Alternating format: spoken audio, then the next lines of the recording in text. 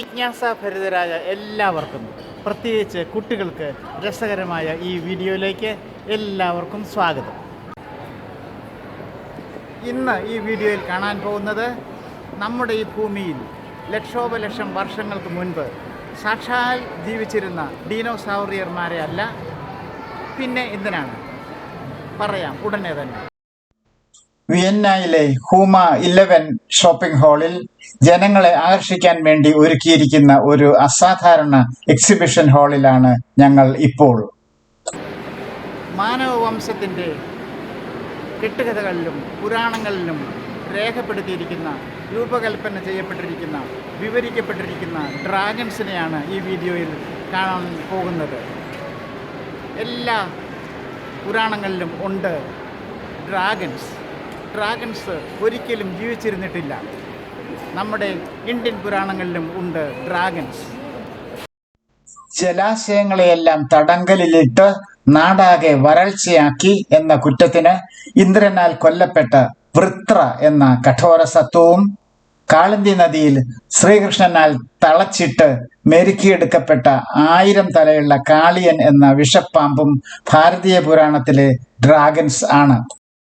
ഡ്രാക്കോറിയൻ ഏറ്റവും പുരാതനമായ പുരാണങ്ങളിലെ ഡ്രാഗൺ ആണിത്. പ്രകൃതിയിലും സർവ്വഗോളങ്ങളിലും നക്ഷത്രങ്ങളിലും ഉള്ള ശാന്തിയുടെയും മഹനീയതയുടെയും വിവേകത്തിന്റെയും ഉറവിടങ്ങളാണ് ഇതിന്റെ ശക്തി കേന്ദ്രം.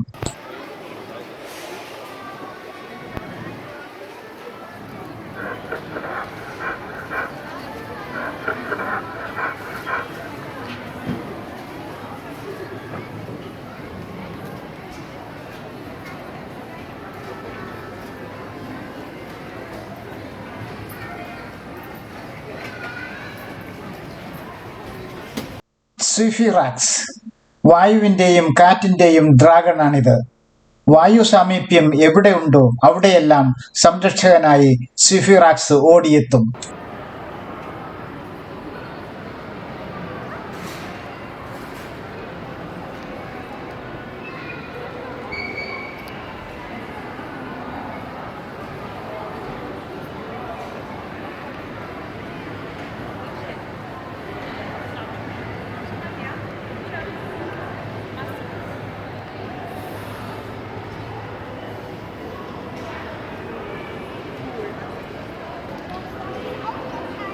അഗ്നിയുമായി അലിഞ്ഞു ചേർന്നിരിക്കുന്ന ആൽഡുയിൻ അഗ്നിയെ ദുരുപയോഗപ്പെടുത്താൻ അനുവദിക്കില്ല.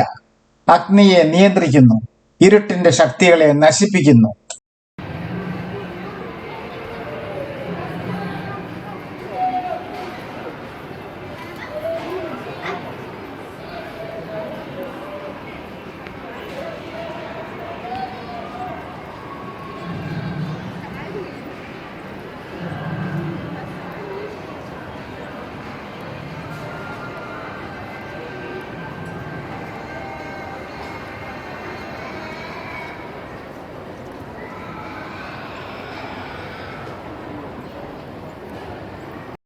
മേഘങ്ങളിൽ വസിക്കുന്ന ഈ ഡ്രാഗൺ അവിടം ആക്രമിക്കുന്നവരെ അതിഭയങ്കരമായി കീഴടക്കി വീണ്ടും സമാധാനം സ്ഥാപിക്കും.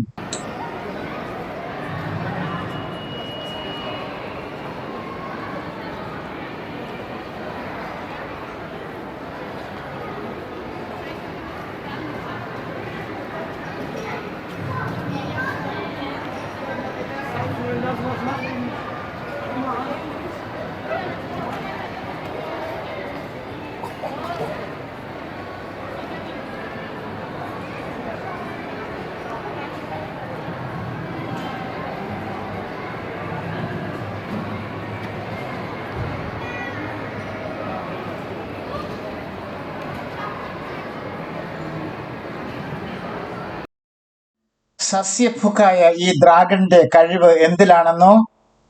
ഏത് ഭയങ്കര ചുറ്റുപാടിലും സമനില വിടില്ല. വിശ്വസ്തരെ സംരക്ഷിക്കും തിയാമാറ്റ്.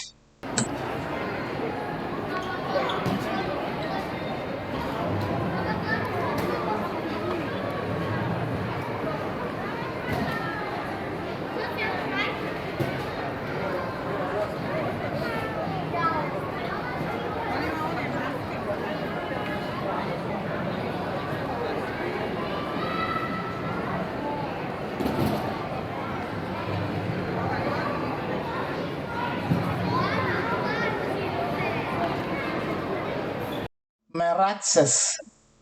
അഗ്നിയിൽ അധിഷ്ഠിതമായ ഇന്ദ്രജാലങ്ങളുടെ അധിപതിയാണ് ഈ ഡ്രാഗൺ. പ്രകൃതി ശക്തികളാണ് ഇതിന്റെ അടിസ്ഥാനം.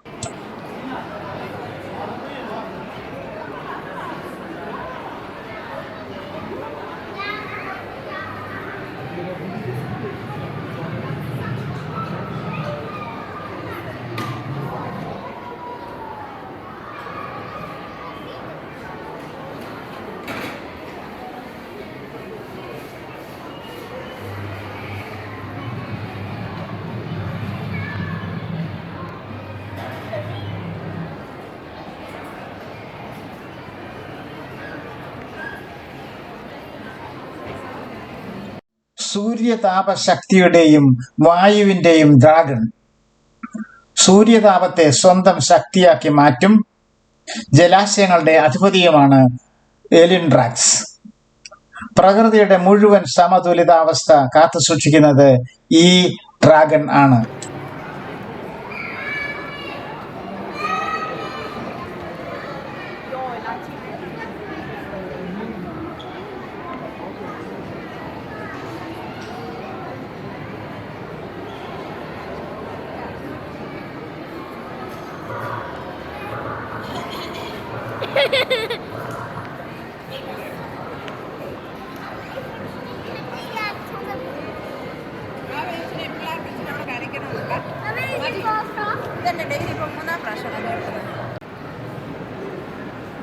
ഞങ്ങളുടെ ചാനലിലെ വീഡിയോകൾ കണ്ട് ഇഷ്ടപ്പെട്ടെങ്കിൽ ഷെയർ ചെയ്യുക, സബ്സ്ക്രൈബ് ചെയ്യാൻ ഒരിക്കലും മറക്കരുതെന്ന് പ്രത്യേകം അഭ്യർത്ഥിക്കുന്നു. വളരെ നന്ദി.